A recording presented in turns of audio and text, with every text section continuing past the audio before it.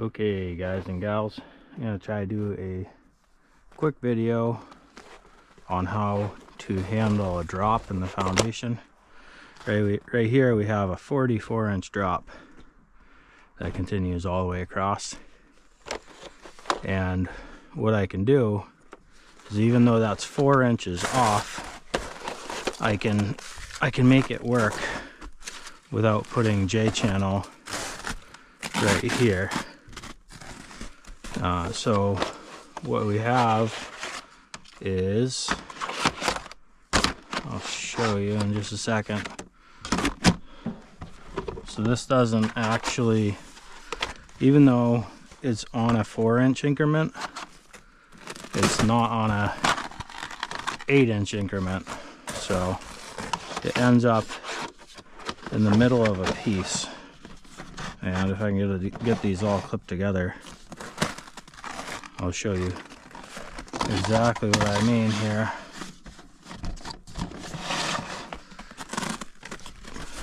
Right there we go.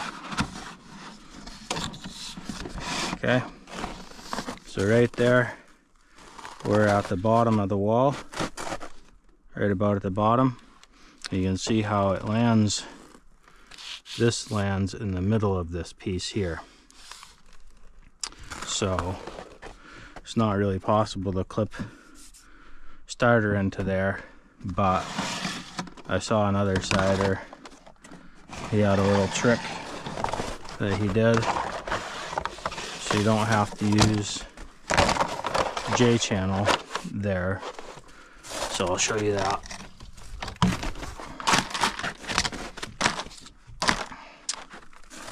What we're gonna do straight off here is level this 2.5 inch mark. This is 2.5 from the bottom of the corner once again, because that's the starter strip I'm working with. It works out well with that dimension. Sometimes you get 2 5/8 starter and you have to go maybe 2 3/4 or almost 2 7/8.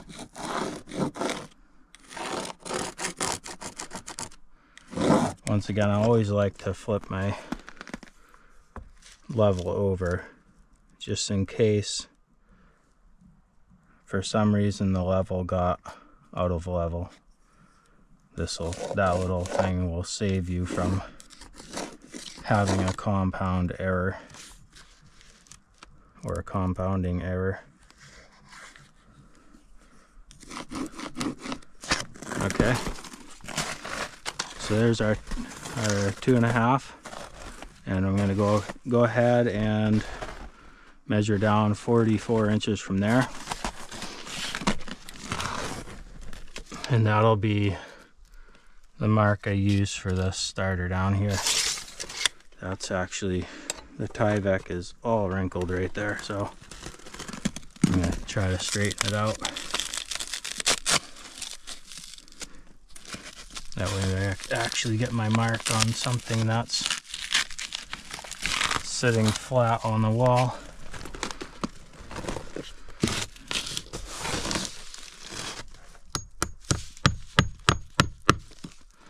Try to flatten it out.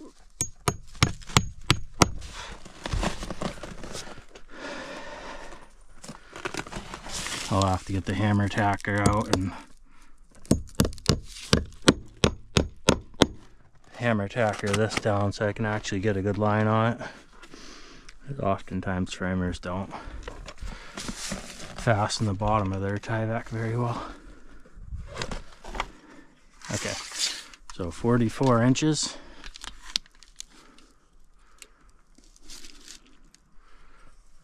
I don't want to go over here, that way it's on a good part of the Tyvek. So like I said, that's 4 inches off, because either 40 or 48 would be the bottom of the piece. Okay, so now I can figure out how far down this goes. See, I used to go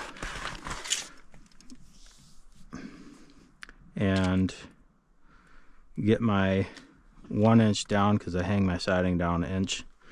It used to go down there and then string a line right through the door and then transfer the line in. But these foundations are pretty flat, so I'm gonna go ahead and just hold the siding down. I think it's 1 inch from top of foundation. I don't know if this drop is quite, yeah, so it feels like the plate is right there. It's kind of hard to see, and I'm only down 3/4, so I want to go 3/4 from top of foundation.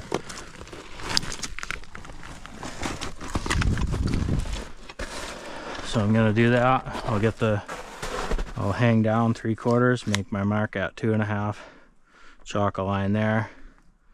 I'm gonna hang that corner down 3/4, and so everything's at 3/4 down, and then 2.5 up from there. All the starter. And I'll have to put little pieces of J on that door. It's kind of dumb looking, but I don't really have any other options other than leave the siding exposed on the end. But anyways, yeah, I'm trying to keep this short, so I'll get that taken care of, and then I'll get the siding up to there. I already have other videos on drop catchers, so I'm just gonna get the siding up to there, and I'll show you how to make that transition on a 4-inch right in the middle of the piece. So I'll be back when it's up to there. Well, I'm still trying to keep this short, but I wanted to show you how I handle such a little piece of J here. I'm going 3/4 down. I already checked the bottom of the door. The bottom of the door is basically right on with top of foundation. I'm going a little bit strong.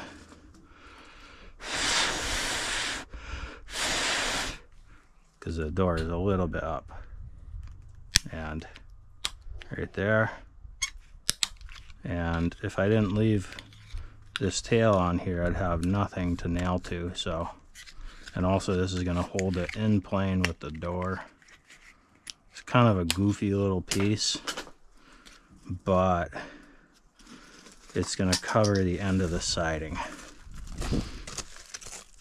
Oh, and I can mark it right now before I even put it up.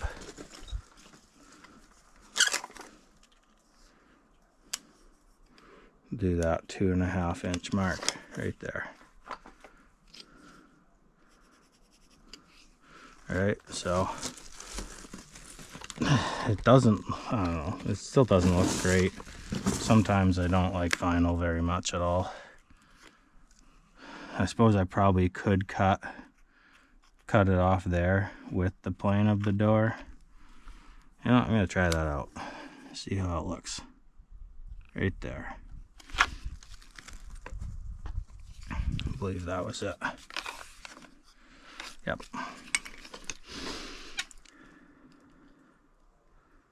I don't usually do things like this, but this might actually look a little nicer.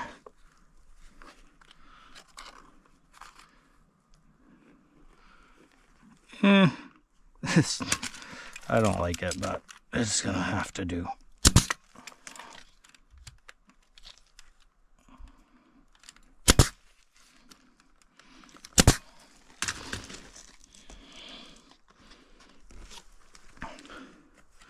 Guess I can cut a little bit more off of that, hopefully.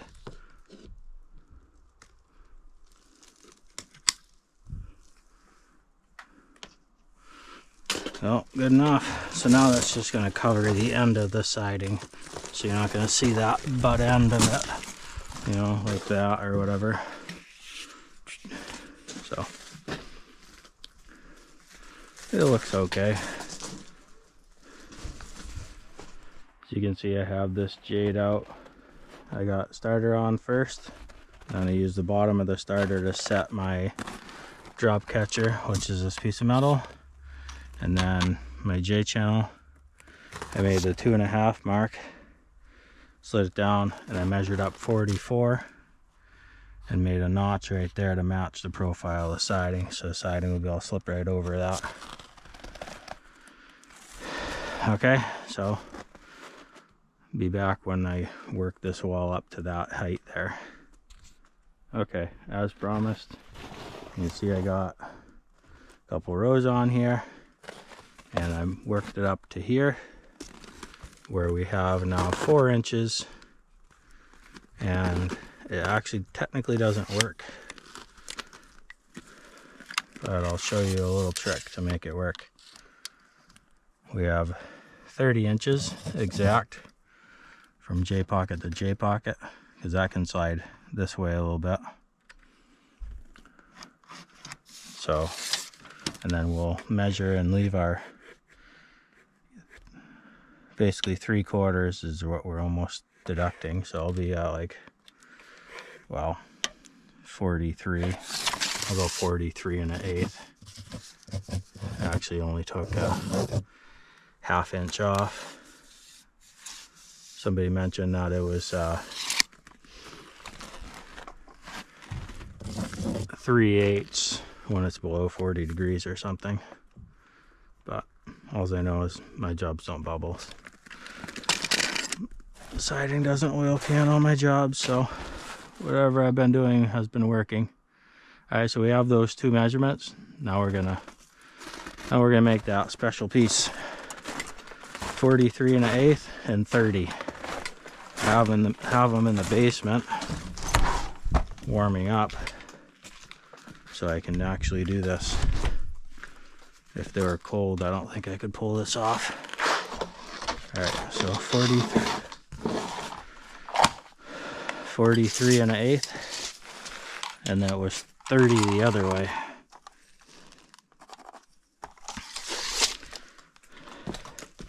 It's 30 this way.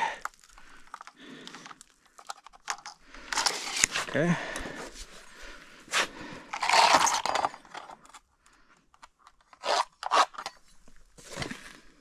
Guess I can square that little guy too.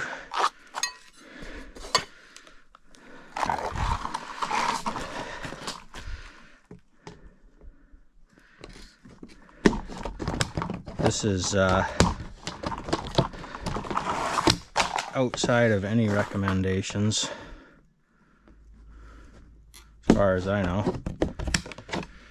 But what we're going to do is we're going to make our own little tabs. And they're not really strong, so I'll do quite a few of them.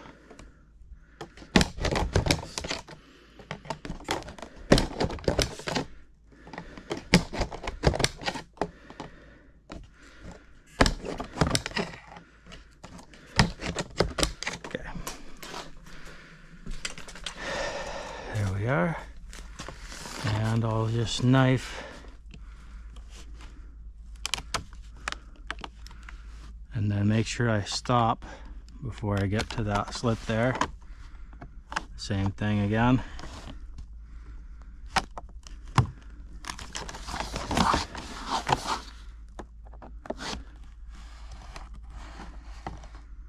I saw another cider do this and I thought it was pretty neat.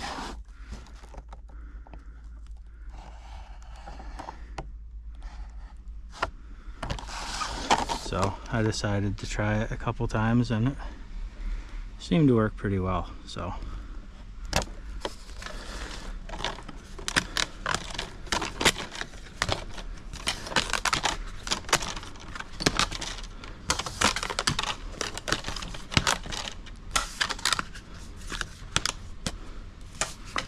there's no real guarantee that this is going to stand the test of time.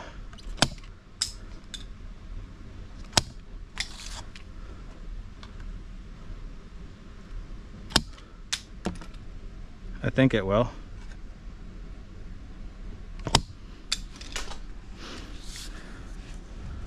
Now we're just folding that over, and we're giving ourselves some little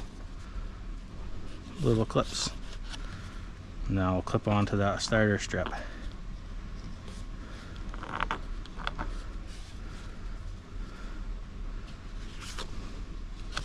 And like I was saying, if if this siding was cold, this would not work. They would just snap right off. All right, so there we have our little clippers, and let's go give it a whirl. I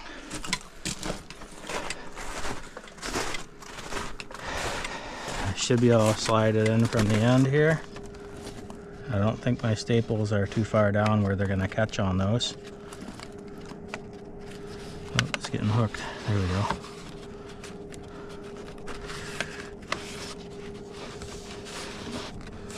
And I'm just making sure that those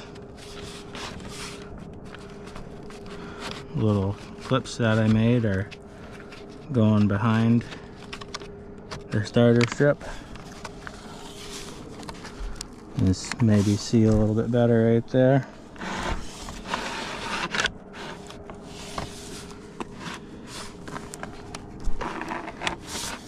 Right there. Get on the outside of that nail fin. And something's getting hooked somewhere.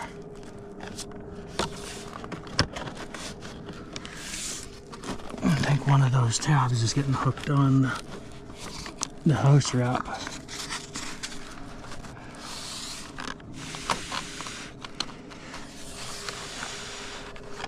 There we go.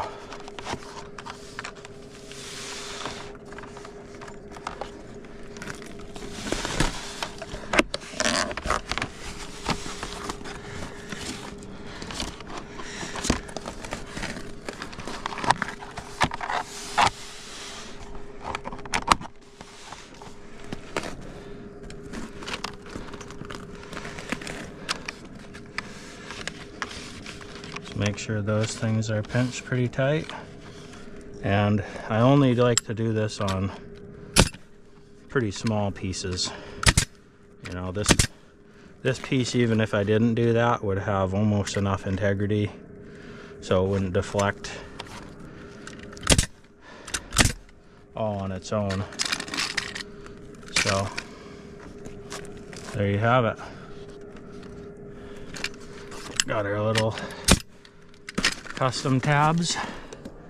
If you look under there, it doesn't look the best, but from out here it looks better than having J at the bottom where water is going to collect, or you know, some people drill holes in the J so that it doesn't collect water. I never bothered to, but anyways, there you have it. Whoops. One thing I'll note is that the siding was actually warm when I cut it because I warmed it up in the basement. So I didn't have to leave the 3/8 gap because it's going to shrink back from there because it was probably a good 70 degrees. That's that. Bye-bye.